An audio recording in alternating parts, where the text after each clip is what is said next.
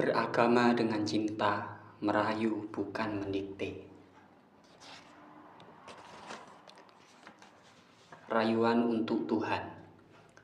Sholat pada prinsipnya bukanlah sekedar gerakan ruku, sujud, dan lain-lain. Kalau sekedar gerakan-gerakan seperti itu, saya sih sering bercandain bahwa itu namanya yoga bersyariah. Oleh karena itu wajar kalau Allah sedang menyindir orang yang sholatnya menyempet ala yoga bersyariah, misalnya dalam Quran surat Al-Ma'un ayat 4. Celakalah orang-orang yang melaksanakan sholat. Siapa mereka? Allah lanjutkan di ayat 5, yang lalai terhadap sholatnya.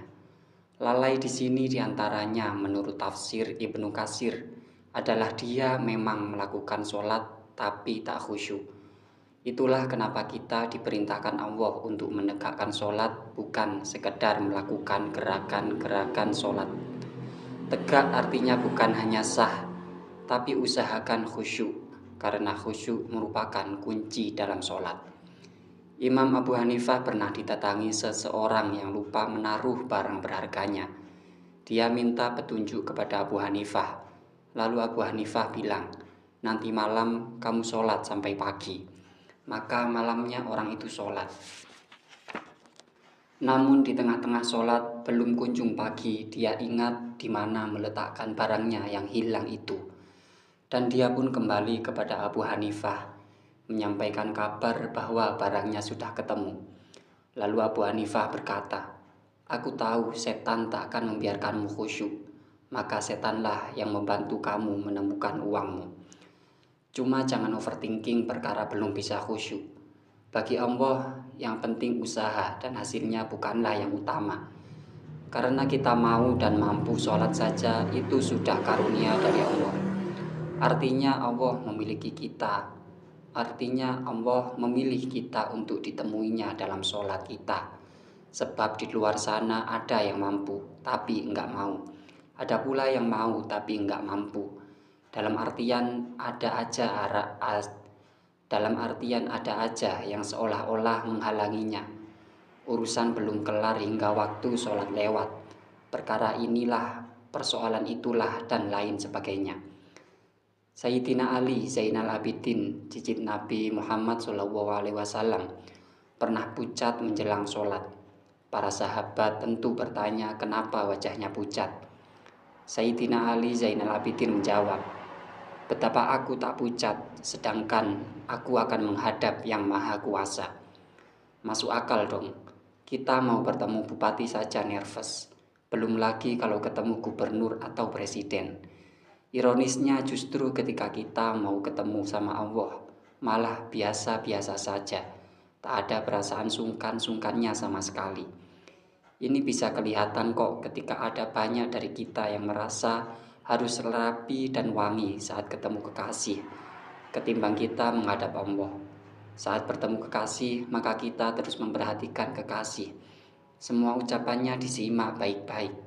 Begitu menghadap Allah, biasa saja. Betul memang ketika sholat Allah tak pernah memandang pakaian model apa yang kita kenakan, sepanjang masih suci dan menutup aurat.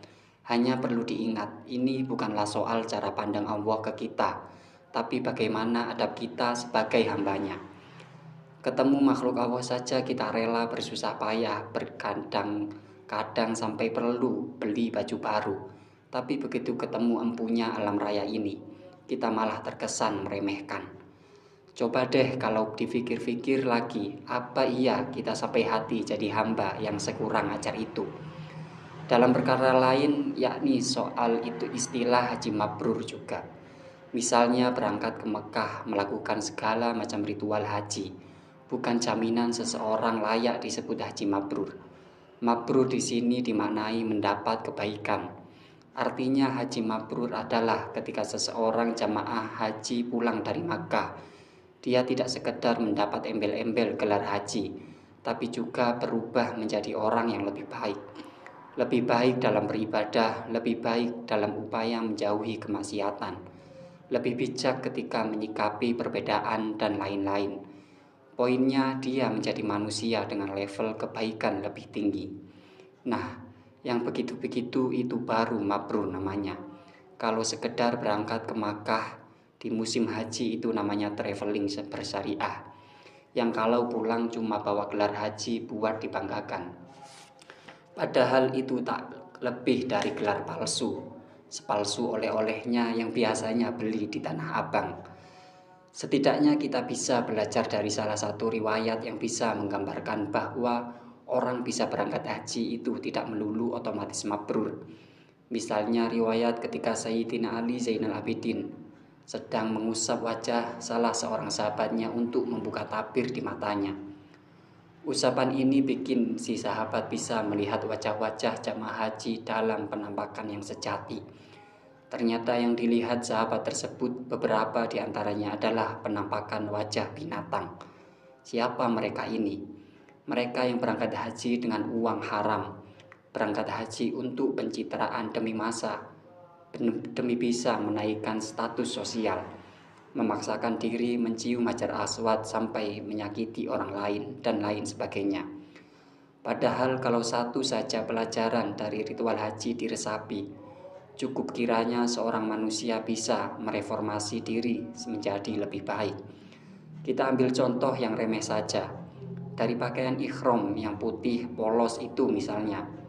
Dari sana kita bisa belajar bagaimana Allah mendidik kita untuk tidak menyombongkan pakaian kita dan tidak melihat orang dari pakaiannya, baik itu harga pakaian, pangkat yang menempel di pakaian, dan lain-lain. Lagi pula hal apa kira-kira yang bisa disombongkan dari sebuah kain polos yang fungsinya balik ke konsep awal pakaian itu ada di muka bumi ini, yaitu memanfaatkan sekedar untuk menutup aurat atau untuk membedakan derajat manusia dengan makhluk yang lain. Dari konsep pakaian ihram itu pula kita bisa belajar bahwa di mata Allah semua manusia itu sama, cuma beda pada taraf ketakwaan semata. Buktinya ketika menghadap Allah, kita tak membawa apa-apa kecuali pakaian putih polos itu juga. Kalau dalam irisan yang lain, hal seperti ini kira-kira layaknya zakat dengan ikhlas. Sama, sholat dengan khusyuk, haji dengan mabrur, dan zakat dengan ikhlas. Ikhlas di sini dimaknai bersih, yakni bersih dari pamrih atau perasaan ingin disanjung-sanjung manusia lain. Zakat dilakukan murni dengan motivasi untuk mendekatkan diri kepada Allah, tak ada lagi yang lain. Lagi pula kalau aktivitas zakat dilakukan tanpa keikhlasan, itu namanya tak lebih seperti pajak bersyariah. Sudah rugi harta, rugi tak dapat pahala pula. Dengan melanggengkan prinsip seperti itu, hati dan lisan kita akan selalu terbiasa melafalkan istighfar atau memohon ampun kepada Allah, bukan malah ngerasani dan hibahin keburukan orang lain. Salah satu riwayat yang bisa menggambarkan betapa indahnya sebuah keikhlasan adalah ketika Sayyidina Ali Zainal Abidin wafat dan dimandikan. Saat pakaiannya dibuka untuk dimandikan, ternyata di pundak beliau ada tanda hitam layaknya seorang kuli pikul. Tanda hitam ini menjadi jawaban dari misteri tentang siapa orang yang setiap malam membagikan sedekah diam-diam kepada orang miskin tanpa ada yang tahu. Sedekah Sayyidina Ali Zainal Abidin ini seolah-olah mengkritik keras sebagian orang yang justru menjadikan malam sebagai momentum untuk mencuri, bermaksiat, dan lain-lain.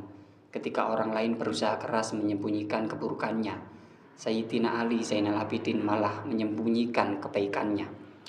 Berat memang kalau kita harus meniru 100% seperti Sayyidina Ali Zainal Abidin. Meski begitu, setidaknya kita bisa mencontohnya dengan tindakan yang lebih sederhana. Misalnya menahan diri untuk menginformasikan ke orang lain mengenai kebaikan yang pernah kita lakukan. Tak perlu sampai sembunyi-sembunyi segala. Jika kita bisa melakukan itu pada saat yang bersamaan, kita sudah melatih diri agar ikhlas. Sebab ikhlas itu urusannya adalah soal kebiasaan. Dan yang namanya kebiasaan, kita harus sering-sering melakukannya, menjadi laku hidup kita sehari-hari, sampai kita merasa biasa saja ketika melakukannya. Pertanyaannya kemudian, lalu bagaimana agar kita bisa mencapai khusyuk, mabrur, dan ikhlas.